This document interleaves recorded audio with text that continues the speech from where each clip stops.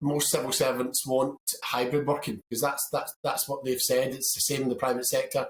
People who have been able to work from home recognise that there are many tasks they can do just as well from home, saving the commute time, sometimes working even longer hours because they're not having a commute. But they also recognise that there are some things that are better done in the office. So what we're saying is that, that new hybrid working arrangement, which was already starting in the civil service, is a very effective way of working. Works for employers because they save money on rent and accommodation. Works for employees because they get greater flexibility. What we don't want to see is arbitrary targets in the sort of language that ministers have used about moving back to pre-pandemic working, because, to be honest, things have moved on. You see, it's very interesting how you outline that. There's a number of things I want to ask you, but you talked about language, and the great language coming out of government is you lot are known as the blob. So immediately you're the enemy. And we look at the trouble Boris Johnson's in at the moment. I think you're a very good distraction for him. Yeah, I think the fact that 2 days after the Plan B was withdrawn, we see a press release on a Friday night from a government minister about all of this, which is completely unnecessary. Under Plan A, civil service departments were already bringing people back over the autumn, recognising that working practices had changed, and then suddenly we see this clamour as soon as Plan B is reduced. And we see press releases from the Prime Minister. So it's a little bit suspicious. I think it is a little bit of a distraction. What we actually need to recognise is the civil services performed incredibly during the lockdown. 10 million people were benefiting from the furlough payments. As the Chancellor said, that was designed and implemented. Dave, you write a really good CV. I mean, you make a very good case for this, but that's you're with all the glory on this. You're saying we've done brilliantly and whatever. But what are your bosses saying? What do they want? It's one thing. I mean, we'd all like to work from home and get 4 days off a week or whatever it happens to be. But what are your bosses saying? What do they want? Well, first of all, I think your point there about getting days off, people are working when they're working from home. Some of the language around this is quite important. People are working sometimes longer hours. When we surveyed our members, they said actually they were working longer, but their work-life balance was better. So what we need to understand, the bosses, ultimately the civil service, are ministers.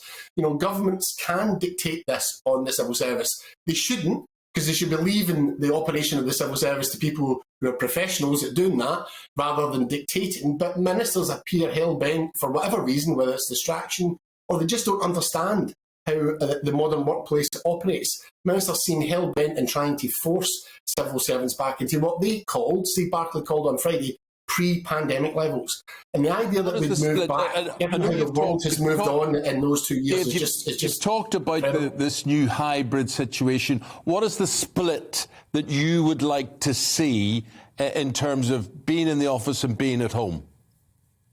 When we asked our members about this, most of them said they wanted about a 60-40 split. For some of that was 3 days in the office, some of that was 3 days at home. Because I think most people recognise that actually collaborating with your team, actually seeing people being in the office is a good thing. You could have new members of staff who need to get to know people and learn things better face to face. So I think everyone really recognises that kind of split seems to work for both. And remember, government offices only have desks for 60% of staff. Before the pandemic, this was a direction of travel that government was doing because it saved money. If you look at the levelling up agenda, they want to move 20,000 senior posts out of Whitehall. Before the pandemic, nearly half of those jobs were predicated on being home working. So it's also a little bit hypocritical of ministers to go on about this when really what they're just looking for is a quick and easy headline. Is it really? Do you really just think it's about a distraction, or do you think that there is an element of trying to think about the taxpayer? I mean, one of the people that has tweeted in the programme with their views about this pointed to an official report that showed that the campus of Whitehall and the running cost equated to £621 million a year. He says, what a complete waste of money. Get more hybrid working, downsize the offices. It would save the taxpayer billions across the UK. And I wonder if that actually is a valid argument, that perhaps, we could save money if we're not going to occupy those desks. Let's just close the offices and rethink things and save money. As I say, that was already what was happening. Most government departments just now, before the pandemic, where it had 60% desk ratio. So you couldn't actually get everyone in, even if you wanted to. And then some of the government hubs that are being set up around the country, part of the levelling up agenda, you're talking about 40% desk ratio. So it requires people to work flexibly because they recognise that it works effectively, and obviously it saves the taxpayer money. So this obsession that some newspapers have and some ministers have really just, it doesn't make any sense other than just a quick and easy headline, to be honest, because people enjoy working flexibly. It works for the taxpayer. It's happening across the private sector. If you look at the figures, season tickets are about a third of what they were pre-pandemic. That's not just the public sector. That demonstrates the private sector has embraced this hybrid working as well. So, Dave, where are we at now? Permanent secretaries will be writing to guys like you. They'll be writing to the people who work for them, and they'll be saying, right, back in the office tomorrow or next week or whatever. Is there a standoff, or what way do you see it going in the next couple of weeks? I think what we need to try and understand, because this only came out on Friday night, is trying to separate the reality from the rhetoric. Is this minister's just looking for a headline, a bit of distraction? Or are they actually really talking about trying to go backwards to the kind of working arrangements that existed pre-pandemic?